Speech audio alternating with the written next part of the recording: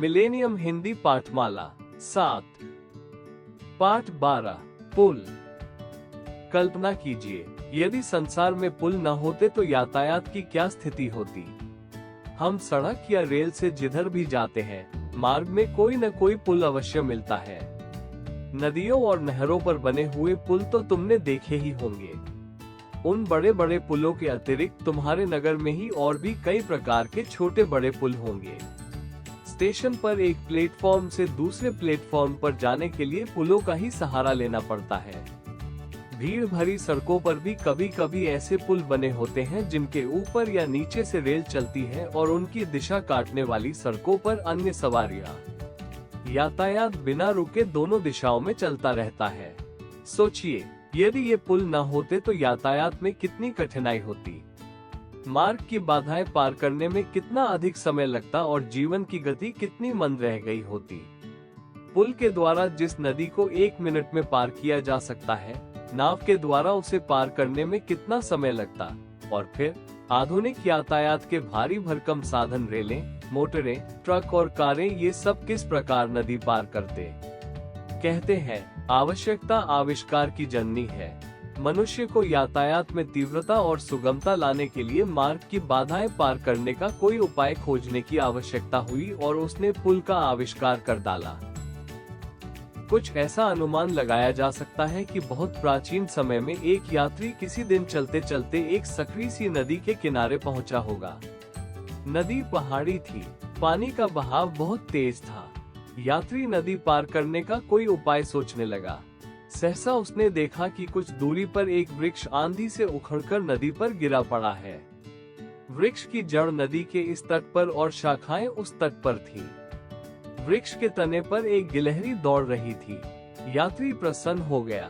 गिलहरी की भांति वह भी तो वृक्ष के तने पर चढ़कर नदी पार कर सकता है। इस प्रकार मनुष्य को पुल बनाने की प्रेरणा मिली होगी। उसने वृक्षों के तने काट काट कर छोटे नदी नालों को पार करने लायक पुल बनाए। तब से अब तक पुलों के निर्माण में क्रांतिकारी ढंग से परिवर्तन हो चुका है। आज के लोहे के बने मीलों लंबे पुलों और लकड़ी के उन पुलों में नामात्र की ही समानता है। तुमने न केवल अनेक स्थानों पर पुल देखे होंगे, अपितु अनेक प्रकार के भी पुल देखे होंगे। कुछ पुल केवल ईंट और कंक्रीट के बने होते हैं तो कुछ लोहे के बड़े बड़े गर्दरों या तारों के रस्सों के। नदी पर नावों अथवा हवा भरे पीपों के बने अस्थायी पुल भी तुमने देखे होंगे।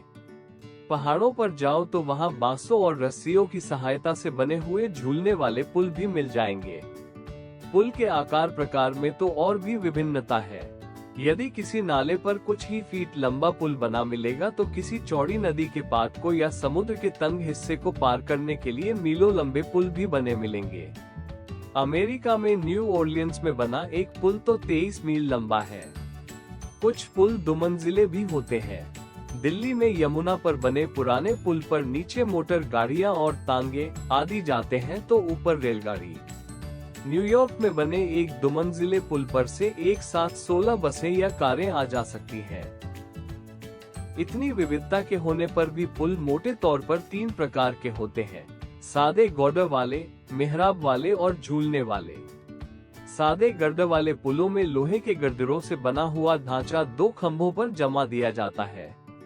स्पष्ट है कि बिना बीच में सहारा दिए ऐसे पुल बहुत लंबे नहीं बन सकते, क्योंकि लोहे के लंबे ढांचे के वजन के कारण ही पुल बीच में झुक जाएगा।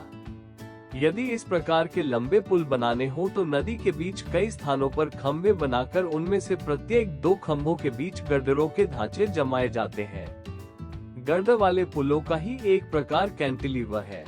इसमें गर्दरों के कंक्रीट और लोहे के बने ढांचों को खंभों के ऊपर इस प्रकार टिकाया जाता है कि प्रत्येक ढांचे का गुरुता केंद्र ठीक खंभे के ऊपर पड़ता है। इस प्रकार बने हुए ढांचों का बीच वाला भाग मोटा और भारी होता है और दोनों किनारों की तरफ का भाग पतला और हल्का होता जाता है। 2 खंभों पर टिके हुए ढांचों के बीच जो जगह बच जाती है उसे हल्के ढांचों से जोड़ दिया जाता है। इस विधि से 2 खंभों के बीच की दूरी अधिक रखी जा सकती है। इस प्रकार बना पुल अधिक मजबूत भी रहता है, क्योंकि इसमें पुल के ढांचों का बोझ खंभों के बीच में न पड़कर खंभों के ऊपर ही पड़ता है। प्रसिद्ध हावड़ा पुल, जो कलकत्ता, कोलकाता में हुगली नदी पर बना है, कैंटिलीवर प्रकार का है और 1500 फीट लंबा है। इसके बीच में खंभे नहीं है। इस पुल के निर्माण की प्रक्रिया चित्र में समझाई गई है। पुलों का दूसरा प्रकार मेहराब का है।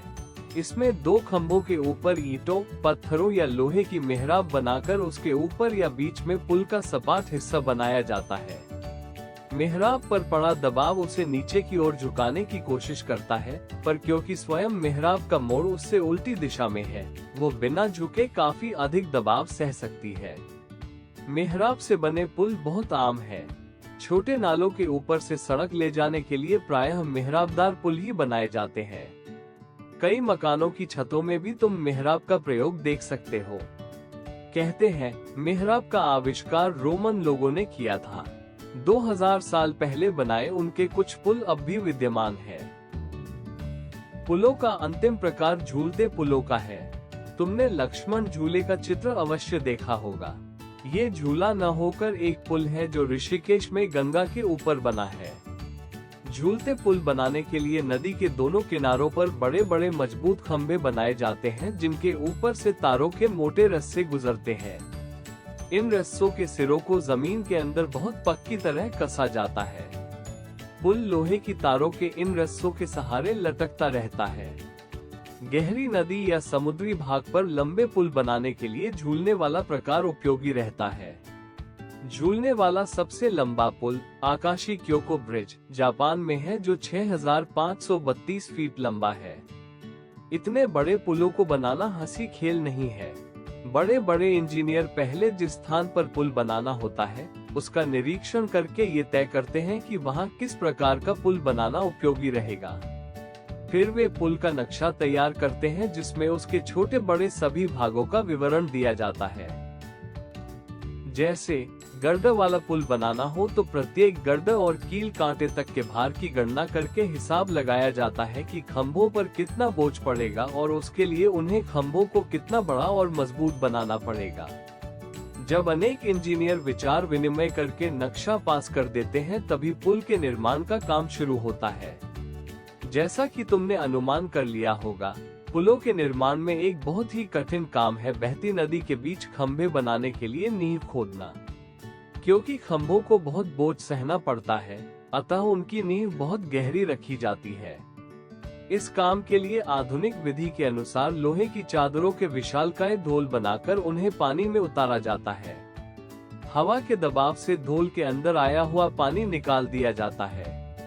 तब कुछ मजदूर उसमें उतरकर नीचे की रेत व कीचड़ निकालते जाते हैं और धोल नीचे चलता जाता है।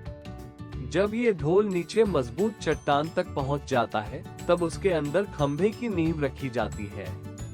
तुम आसानी से समझ सकते हो कि पुल के एक एक खंभे को खड़ा करने में कितने श्रम और कौशल की आवश्यकता होती है।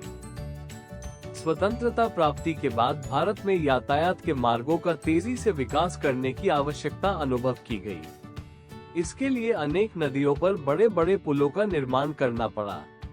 दिल्ली में ही यमुना पर कई नए पुल अब तक बन चुके हैं और कई पर काम चल रहा है। बिहार में मोकामा नामक स्थान पर गंगा नदी पर जो राजेंद्र सेतु बना है, वो बहुत लंबा है। जब तक ये पुल नहीं बना था, तब तक बिहार के उत्तरी और दक्षिणी भाग एक दूसरे से अलग थे तथा दोनों के बीच यातायात केवल नावों और स्टीमरों के द्वारा होता था। इससे तुम इस पुल की उपयोगिता का आसानी से अंदाजा लगा सकते हो। इस पुल ने बिहार के दोनों भागों को जोड़ दिया है। बड़े बड़े पुलों के अलावा छोटे पुल तो बहुत से स्थानों पर बने हैं। क्या तुम अपने पड़ोस में बना कोई ऐसा पुल बता सकते हो जो पिछले 10 साल में बना हो? उस पुल से क्या लाभ हुआ है? पुलों से न केवल मनुष्यों को ही एक स्थान से दूसरे स्थान पर जाने की सुविधा होती है, वरन उन पर से माल का यातायात भी होता है। इस प्रकार पुल सच्चे अर्थों में समृद्धि के वाहक है। भारत जैसे विकासशील देश को अभी और भी बहुत से पुल बनाने हैं ताकि समृद्धि का एक और नया अध्याय लिखा जा सके।